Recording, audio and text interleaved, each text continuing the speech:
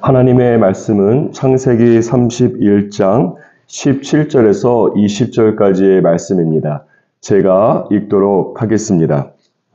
야곱이 일어나 자식들과 아내들을 낙타에 태우고 그 모은 바 모든 가축과 모든 소유물 곧 그가 밧단 아람에서 모은 가축을 이끌고 가나안 땅에 있는 그의 아버지 이삭에게로 가려 할새 그때에 라반이 양털을 깎으러 갔으므로 라헬은 그의 아버지의 드라빔을 도둑질하고 야곱은 그 거취를 아람 사람 라반에게 말하지 아니하고 가만히 떠났더라.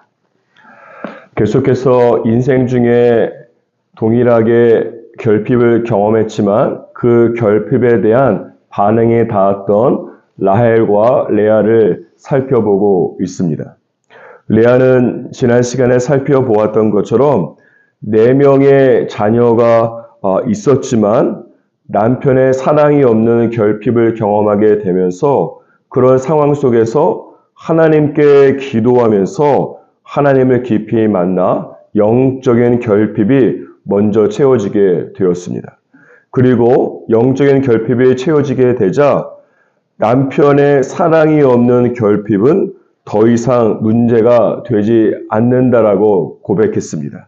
그것을 어떻게 알 수 있는가 하면 레아가 4번째 자녀인 유다를 낳았을 때에 이제는 남편의 사랑이 없을지라도 하나님을 찬송할 것이라고 고백하고 있기 때문에 그렇습니다. 반면에 라헬은 어떠한가 하면 레아와 동일하게 결핍을 경험했지만 그 결핍을 통해서 하나님을 깊이 만나지 못한 것을 알 수 있습니다.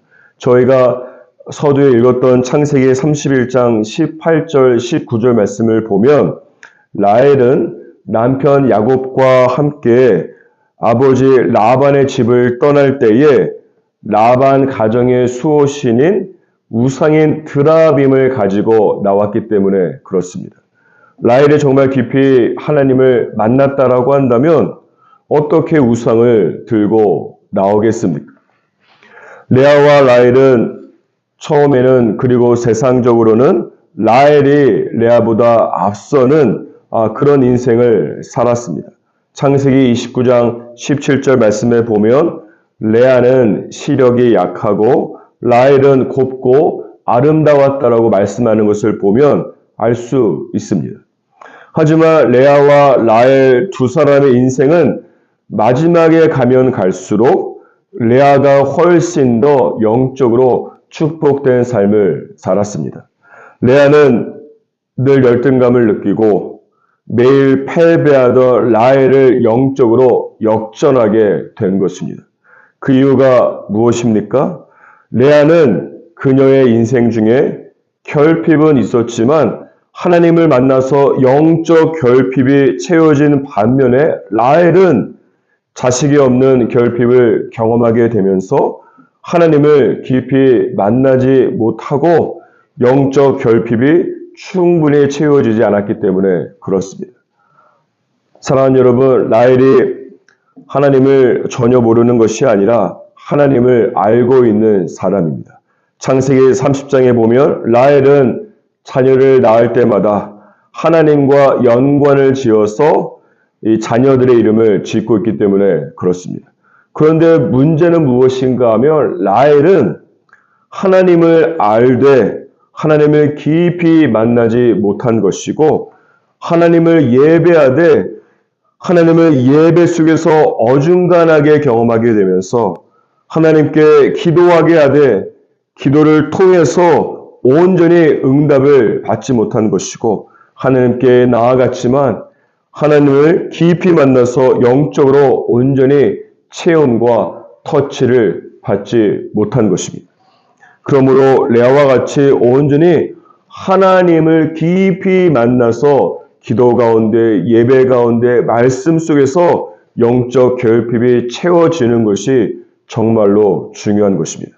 그렇지 않고 라헬과 같이 어중간하게 이도 아니고 저도 아니고 하나님께 나아가게 된다면 영적 결핍이 절대로 채워지지 않습니다. 그 결과가 무엇인가 하면 다음과 같습니다. 여러분이 생각하기에 라헬과 레아 두 사람 중에 누가 아브라함과 이삭과 이 믿음의 조상들이 매장된 막벨라 굴에 매장이 되었겠습니까? 당연히 야곱이 더 사랑하는 라헬이 그곳에 묻혀야 되지 않겠습니까?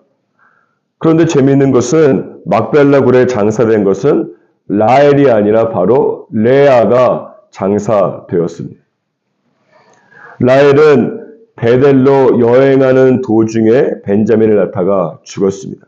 뿐만 아니라 야곱이 이 죽을 때에 어떤 유언을 남겼는가 하면 창세기 49장 29절에서 31절까지의 말씀을 보면 야곱은 자신을 아브라함과 이삭과 그리고 레아가 묻혀있는 막벨라 굴에 묻어줄 것을 부탁하는 장면이 기록되어 있습니다.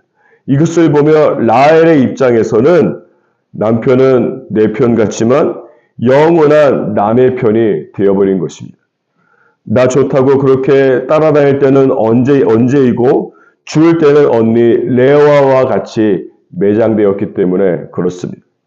창세기 34장 16절 말씀에 보면 라헬은 언니 레아와 경쟁하면서 아이를 낳았는데 라헬은 아이를 낳다가 그녀의 인생을 죽음으로 마무리하게 됩니다. 라헬이 마지막에 낳은 아들의 이름이 무엇인가 하면 베냐민인데 그 뜻은 슬픔의 아들이라고 하는 뜻을 가지고 있습니다. 라헬은 자식이 없는 자신의 결핍을 채우기 위해서 평생을 애쓰면서 살아왔는데 마지막 순간도 결핍을 채우기 위해서 애를 낳다가 슬픔으로 그녀의 인생을 마무리하고 있는 것입니다. 너무 슬프고 마음이 아픈 인생이 아니겠습니까? 반면에 레아는 자기 몸을 통해서 마지막으로 낳은 아들의 이름이 유다입니다. 유다라는 이름의 뜻은 내가 이제는 하나님을 찬송하리로다 라고 하는 뜻을 가지고 있습니다. 레아는 비록 라헬과 같이 자신의 결핍을 채우기 위해서 살았지만 그녀의 마지막은 슬픔이 아니라 하나님을 찬양하고 있는 것입니다. 레아는 자신의 결핍 속에서 하나님을 깊이 만나 영적 결핍이 채워지게 되면서 모든 면에서 영적 충만함을 경험하고 있는 것입니다. 하지만 라헬은 자신의 결핍 속에서 하나님을 어중간하게 만나고 이도 저도 아니게 경험하다 보니까 영적 결핍이 채워지지도 않은 것이죠. 그 결과 하나님이 아닌 드라빔과 같은 다른 것들로 결핍을 채우려고 하다가 더욱더 큰 결핍으로 인생을 마무리하고 있는 것입니다. 그러므로 사랑하는 여러분, 저와 여러분이 혹시 라헬처럼 어중간하게 뜨겁지도 않고 차갑지도 않으며 미지근하게 신앙생활을 하고 있는 것은 아닌지 영적으로 냉정하게 점검하는 것이 중요합니다.